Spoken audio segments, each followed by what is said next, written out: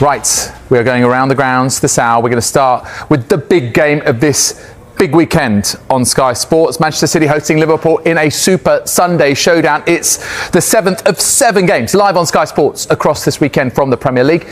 Ben Ransom and Vinny O'Connor have been speaking to both managers for us today. Ben, you were with Pep Guardiola a little earlier on. Let's start off with you. Pep will reach another major landmark. And listen, there are some managers that get nowhere near this number.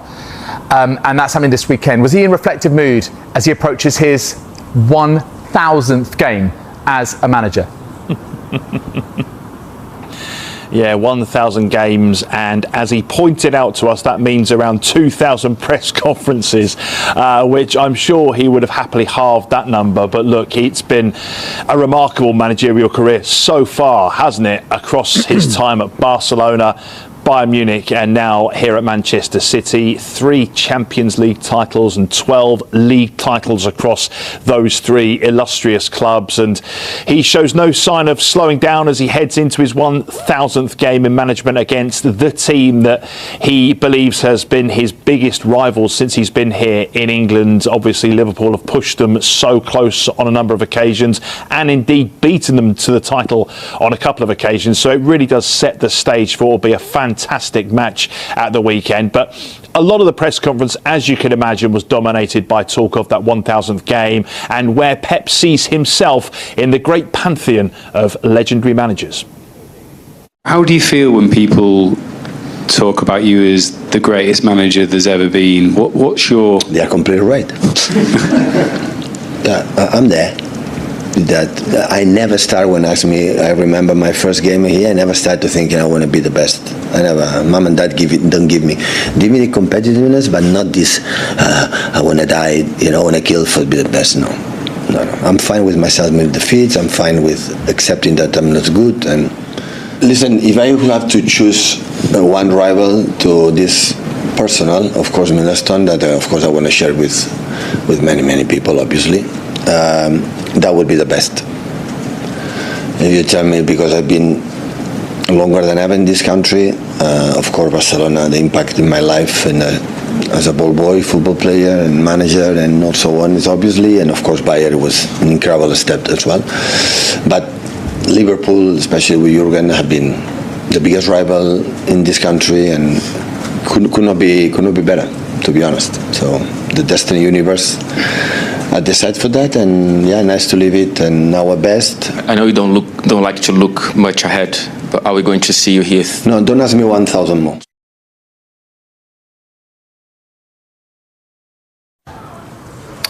Okay, thank you for that, Ben. Let's talk to Vinny about this fixture, because these two teams, in modern times, in the last few years, they have been the 2 dominant forces, the 2 superpowers. You could arguably say, how excited is ARNE Slot about this game on Sunday afternoon?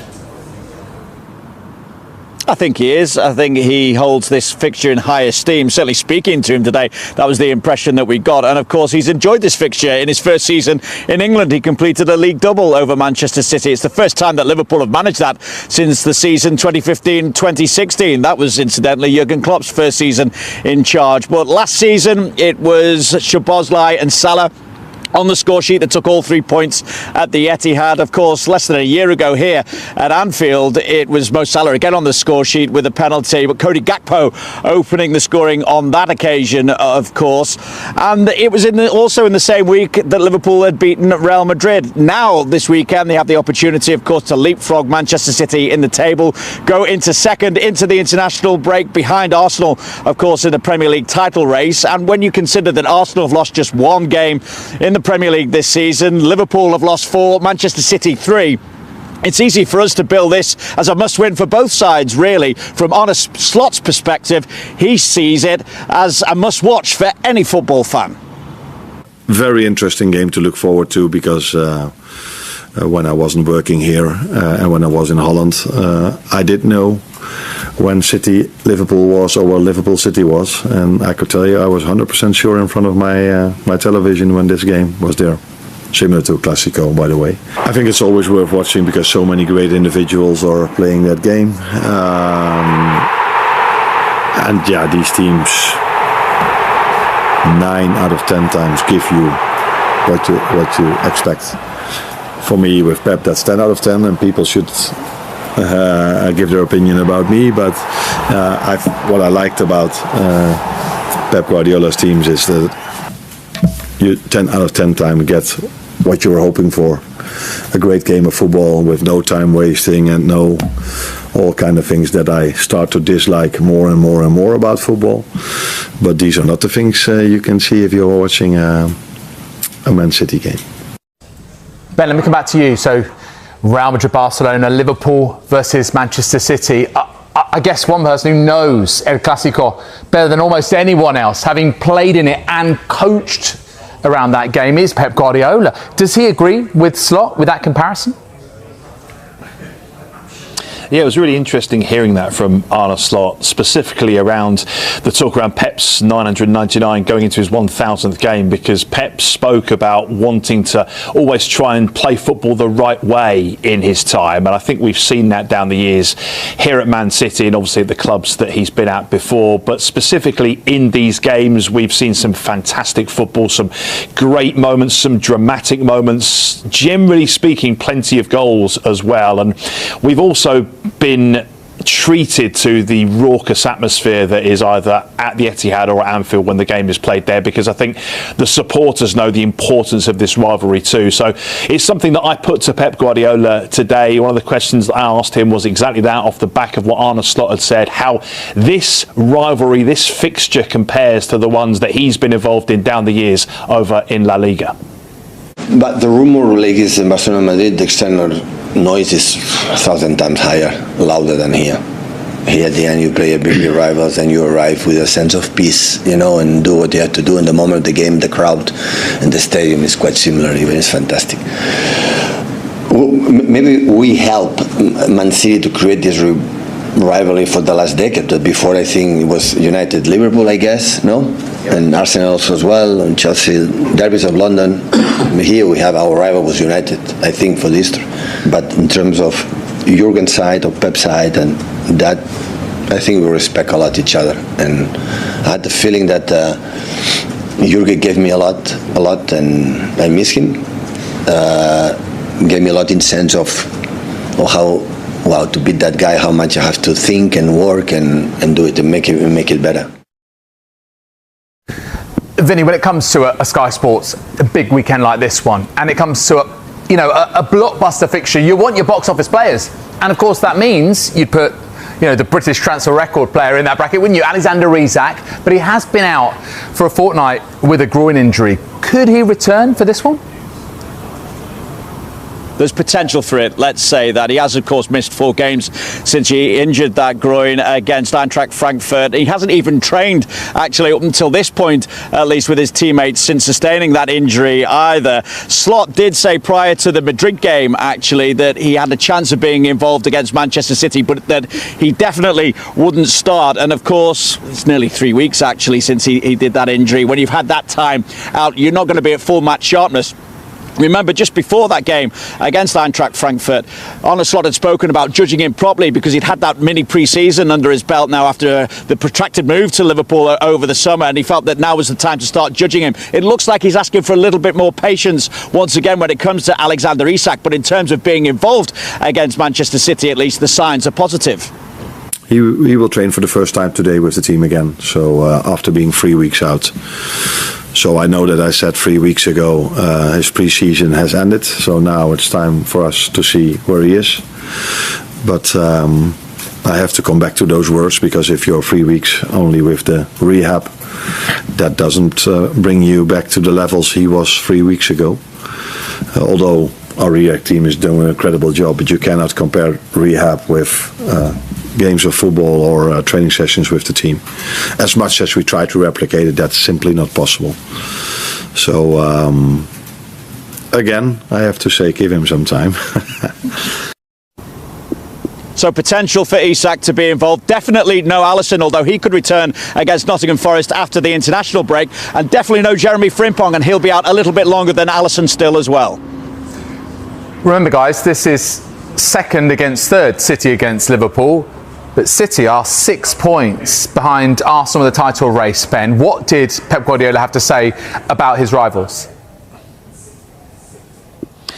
Yeah, it's fascinating, isn't it, to see these two teams that have pushed each other to such heights over the last few seasons, chasing someone else down. But of course, it is something we've seen before. Arsenal have had a track record in recent seasons of putting together these really strong runs of results and kind of laying down the gauntlet to the others. And I think we go back to that 23-24 season when City were able to ultimately chase them down, hunt them down and lift the title at the end of the season. But in doing so, they had to be at their very best. I think in recent matches, Pep Guardiola's been quite consistent. He's got the feeling again around this team. He always says the vibes are good. He can smell something building here. He feels as though this team has come away from that really disappointing campaign last year and they're starting to show him signs that they're at their best, and that gives him confidence, early as it may be this season, that they can and will start to close the gap onto Arsenal.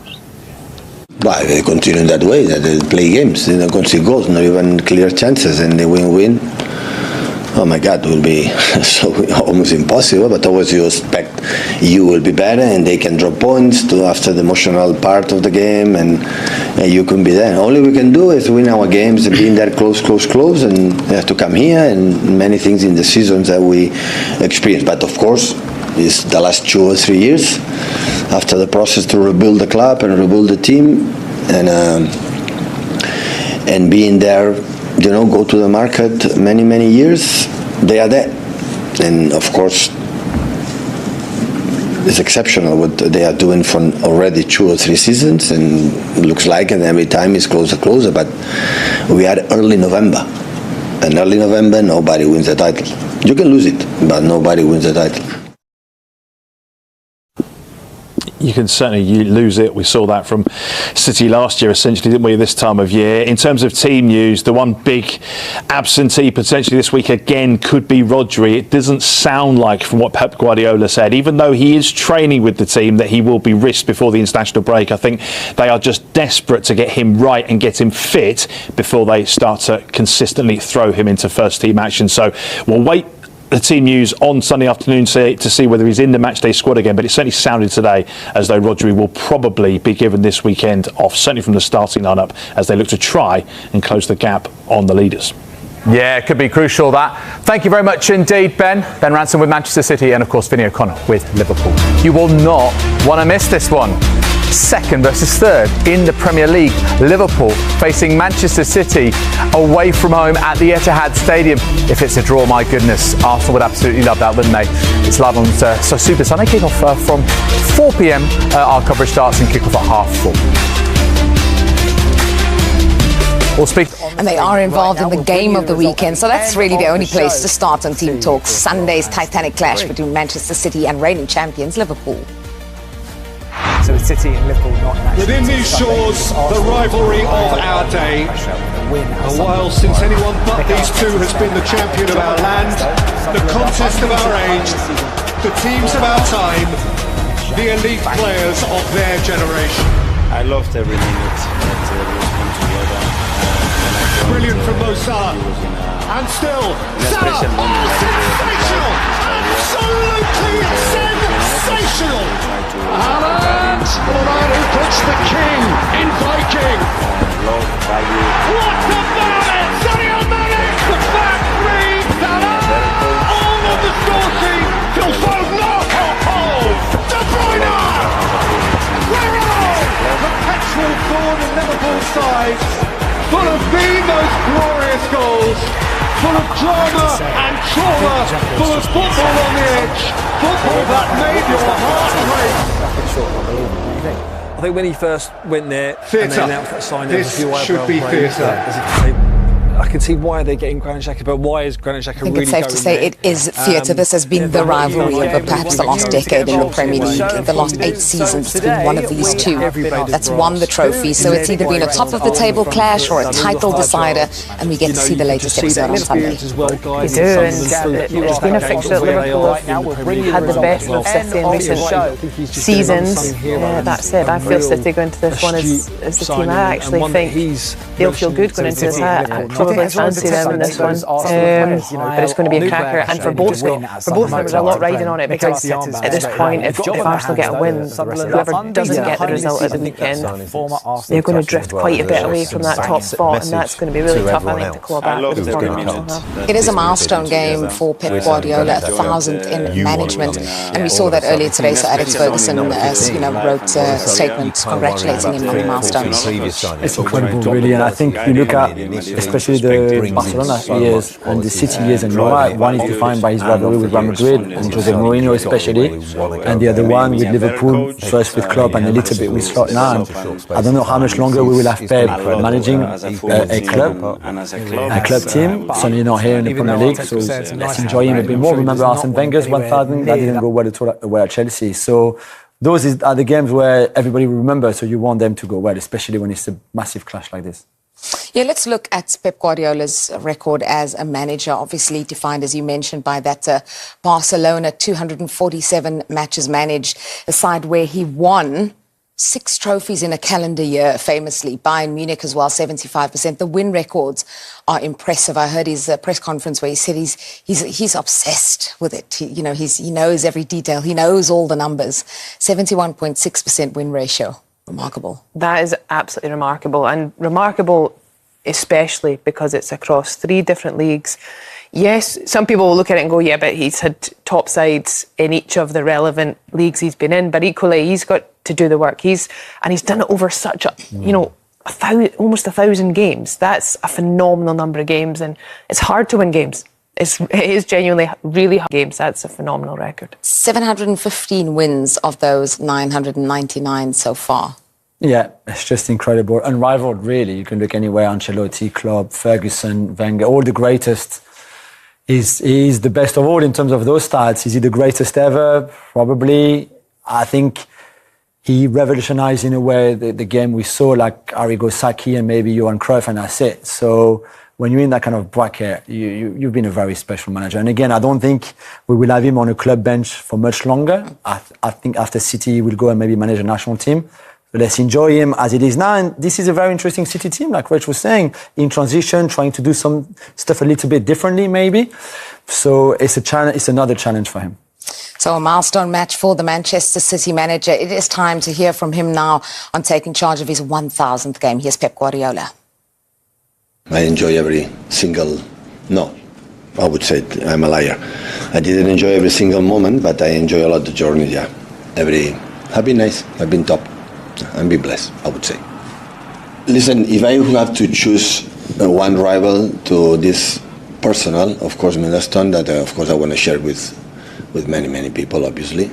But Liverpool, especially with Jurgen, have been the biggest rival in this country, and could not be better, to be honest. Biggest rival in this country. What a game we have in store. It is one, as you mentioned, that Liverpool have had the advantage. But are City back to their best now, do you think? I think City look very strong, and I almost think they weren't really talked about so much, from the off. And I think that maybe just helped Pep do the groundwork and settle the team in. Yes, he's had to be a little more dynamic in how he sort of sets his team up. And I think that even deserves huge credit. Obviously, last season didn't go to plan, but they found a way to sort of get themselves to finish in a relatively good spot. I think they've had to go and bring in some different players. They've had the misfortune of some of those, likes of Aït-Nouri that came in the summer, missed out with injury. But I think now we're starting to see even the likes of Cherki come into his own, and a few more of those players that maybe when they arrived, sort of that stress of playing for Man City and the expectation, I think now we're starting to see them show their talent and skill, and I think he's starting to get them to come out their shell. And I think the one question mark I have is Haaland has obviously been the one player that has been so dominant in front of goal, and that's amazing when you have him. But I think there are certainly a right for fans to start saying, can we get a few more goals from the rest of the players in that final third? He's been foreign. No wonder he did the robot celebration. he's a machine. It's unbelievable. Yeah, incredible. Crazy. The first season was amazing, obviously, when he arrived from Dortmund. And then after that, the last two were good, but certainly not at that level. And you did wonder, can he go back to those incredible numbers that he had in his first year? And the answer is yes, this year. Again, to do it in a team in transition a bit, because there's all those new players like Cherki, like Aït-Nouri, like Reinders, that you are integrating in your system and in your structure. And yet, for him, it's incredible what he's doing with it. And I even think that at times, they not use him as much as they should. There are games in the Premier League this season where he had 1 shot in 90 minutes, 2 shots in 90 minutes. And in that kind of form, you would want him to have the ball a lot. And that doesn't mean every shot will be a goal, but more than 1 in a whole 90 minutes. And yet there's still, I think, times where they could find him better or more, and he would be even more efficient. Yeah, just looking at that numbers there, 98 goals since his Premier League debut. Mo Salah is behind him on 70. We know that record, fastest to 100, it's inevitable because he's got 17 games grace on Alan Shearer. We think it's a matter of if not. He's going to smash. It's a matter of when, not if, right? Yes. Which even is just incredible. Almost when I heard that was where he was at, it kind of caught me off guard. I think he's only been here a minute, but he's just a relentless goal scorer. I remember when he did join the league, there was a lot of people really weren't sure how it would work. And he's been incredible to watch. And even I heard him speaking, actually, he was talking about offside. So he's only been offside 18 times since he's been here in the Premier League. Wow. And he's another person under Pep who's obsessive about the stats and making sure he keeps breaking records, and he's going to continue to do that. Yeah, hasn't been offside this season yet. He also has only scored once against Liverpool. It was his 50th goal in the Premier League, though. So question is whether that other record is going to come again against Liverpool. But let's talk about the Reds, the reigning champions, because they've won back-to-back now. Is the slump over for you? Are they back to their best? Is it 2 teams that are on form that we're going to see at the Etihad? And maybe the most important for Liverpool is that they didn't concede again. So no goals conceded against Villa, no against Real Madrid. Against the Real Madrid team, for example, in great form with Kylian Mbappe, certainly firing. So after all the goals that you see there, 3 against Brentford, 2 against United, it was almost a 2 per game for some of those games there. And to have managed to get more balance in your team, certainly with subs like Gravenberch and McAllister starting again now, no Wirtz anymore, that has helped. Maybe Robertson and Bradley being back instead of Kerkez especially, and Frimpong now with his injury is a big thing as well. But it's just not to concede those 2 games in a row would have done them a lot of good, really, because that was also the problem. Yeah, with the ball you could do better, and yet they are gifted some goals there by how Villa were poor in that build-up phase. But it's more how solid they were defensively in that game and in the Real Madrid game with the intensity, the pressing that I think would please Arne Slot the most. Yeah, Gravenberch back and on the score sheet as well. You mentioned impressive defensively, but also pointed out that midfield, and that midfield trio kind of reverted back to what we know and what's been a little bit more familiar, and it's working. It is, and I don't know if, understandably, Slot had his ideas, and I think he was in some ways a little bit stubborn. He stuck with those. He kept, he tried various different players at right back. I think, obviously, Kerkez, wonderful player, was incredible at Bournemouth. There's no doubt he will be a success at Liverpool, I think. But things weren't going well for him. There was a lot of sort of people jumping on the back of that. I think it's just reverting to something that's solid and steady, I think, counts for a lot, because you've got top players in that team, but you've got to make sure the core is solid. And I think even with Robertson at left back, I think Van Dijk is much more comfortable with that, especially when there's a lot of scrutiny, especially when they're conceding more goals than ever. So he's reverted to what seems sensible, and I think that is going to reap some rewards.